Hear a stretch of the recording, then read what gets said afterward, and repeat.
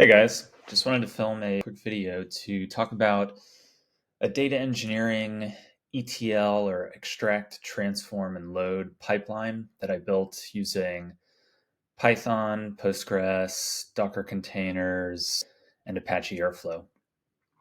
So to give you a little background, for nearly 10 years now, I've been building pretty big scale web scraping systems that capture tons of data, and I've worked for a bunch of different clients doing this type of thing. But during that time, I have often had to get my data that I scrape at scale inserted into a ETL pipeline or a data engineering pipeline of one sort or another. However, I never really had the chance to actually build one end to end. So I decided to go ahead and tackle it on a hobby project just to expand my skills and maybe become a little bit better of an engineer. So to get started, I had actually begun a course from the Data Engineering Zoom camp. It's a free course. Anyone could look it up. And they were building kind of slowly, lesson by lesson, a project where you get data from, or get New York Taxi data. And you can just download this. I'll show you guys everything, where you can get it and how the project works shortly. But you can just download the data and then do with it what you want. But one problem with the course was that the orchestration, or the, I guess you could say, kind of software automator tool set that they used, wasn't something that I thought was widely applicable or widely used in industry. So I decided, instead of following along in a course, I would just build my own complete version of it using Apache Airflow, which is very commonly used in industry. So what this pipeline does, and we'll go into the details of all the software shortly, but it goes and gathers the latest piece of data from the New York Taxi Dataset website. It's downloaded as a Parquet. Then it is loaded into Postgres SQL, and from there the data is cleaned. Then it is put into Google Cloud as a bucket. And finally, from the bucket, I convert it into BigQuery. And the whole thing is automated using Apache Airflow, and the entire thing is Dockerized.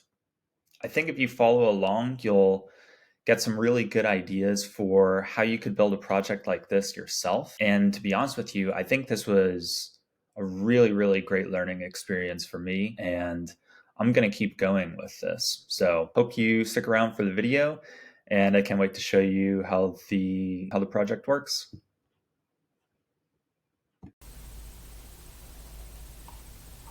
Okay, so to show you guys how the entire software works, I'll go through all the scripts first and all the choices I made, and then afterwards I will show you how to run it and how you can get the software in your own computer so you can start playing around with it, modifying it, and really learn how the pipeline works.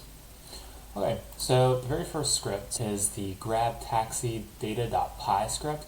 This is basically our scraper. It just grabs the New York City taxi data, and it'll get the latest one. It programmatically will find the latest time point that they have uploaded, and it'll download it into the output directory, which was the output directory, and then it just goes to the next step. So the next thing that I built was the load to Postgres .py script. Now this will take the data that was downloaded in the last script, and it will load it into Postgres. Now I'm not really a Postgres expert or anything like that, so I had worked with ChatGPT to make the schema here. I think it's a reasonable starting place. I plan to kind of keep working on that and learn more about that over time, but mostly what I've kind of focused on with this script is actually connecting up to Postgres, and then reading in the Parquet file and uploading it into our table. Afterwards, I did not originally create this data cleanup.py script, but I was having a lot of issues whenever I went to try and get the data all the way to BigQuery. I realized that my schemas were mismatched between load to Postgres and load to BigQuery. Load to BigQuery is the final script in the pipeline, but I needed to sort of clean and organize it a bit in order to get it to load correctly. So I went back and I made this script. A lot of what I was doing was really just renaming columns, because since I did use chat to make the schemas, there were some mismatches. So I went through and I solved all of them one by one. I did drop a column which was not particularly useful and was causing me some issues. And then I had to change some column data types as well. So after that script, I made the load to GCS. This is Google Cloud Sheet, cloud.py script. Whenever you download this this repo from GitHub, you will need to get your own JSON file credentials for Google Cloud. Obviously, mine aren't included, but so you can configure that in with this. But what this script really does, it takes the cleaned data and it will create a new Parquet file for the cleaned data, and then it will upload it to Google Cloud as in a bucket. And so then the last main script in our entire pipeline is load to BigQuery. So what this does, it takes in the data that was uploaded to the Google Cloud bucket in the last step, and then it just imports it into Google Cloud's BigQuery service. Now, as I mentioned, the schema was slightly different for this one than the load to Postgres script. When I realized that it was different, I was thinking I could go back and change the load to Postgres, but I actually decided it might be a better learning exercise for me to just work through this and learn how to manipulate the data a little bit better. Okay, so after I finished the main flow-through scripts, which were all Python, I wanted to go ahead and introduce a software orchestration tool. What I had chosen was Apache Airflow, but one issue that I ran into was that Airflow actually on Windows could only run from inside a Docker container. So I ended up having to Dockerize the entire pipeline. So I made this Docker Compose script. A lot of this was just standard stuff I got offline, but there was a few things I had to customize.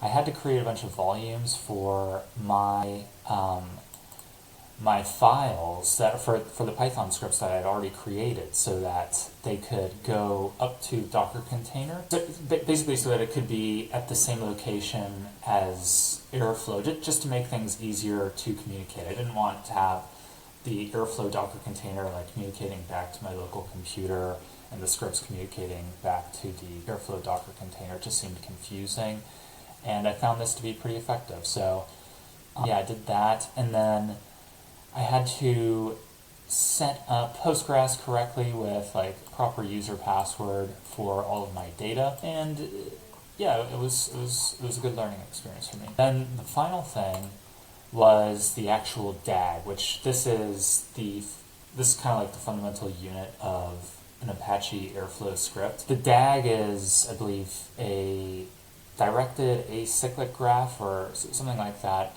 Basically, it is the Python script that you can use to automate the flow of your other scripts. So what that means here, I define my DAG over here, okay? And I give it a bunch of task IDs, extract data, and I say for each task ID what the command it's going to be inputting is. And then at the end, I basically call the task IDs one by one. So this allows me to automate the running of my Python scripts, kind of like cron, but the difference is that with Apache Airflow, and I will show you this, it gives you a really nice centralized UI so that you can monitor each step that ran and any potential issues, what step the issue occurred at, all that, and just a really nice clean UI that you didn't have to code up yourself. And in my case, when building this pipeline, I actually had to use Airflow quite a bit to debug issues that were happening with individual Python scripts after I initially Dockerized them. Okay, so I have now given you a little walkthrough of how the script actually works. So let's just go ahead and run it. It's pretty simple to do it. So what you want to do is cd into the Airflow directory after you clone the repo. There will be a link down in the description below. Once you've done that, just run docker compose up, and we'll put the -d for detached mode in as a parameter. It'll launch Docker. Okay, and then once that is up, all you have to do is go to your localhost 8080, which will be your Airflow interface. Right now mine is not fully up because I just relaunched the container, but if we give it a second,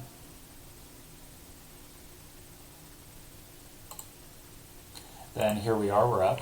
Now I had set my local passwords for this as just Airflow and Airflow, and I'll search here for, what is it, New York, or let's just say taxi. NYC Taxi Pipeline, that's what I named the DAG. Okay, then we can go ahead and just run it. Okay, so I'll just trigger the DAG. And as you can see, it kicked it off right away. Let's go to the graph here.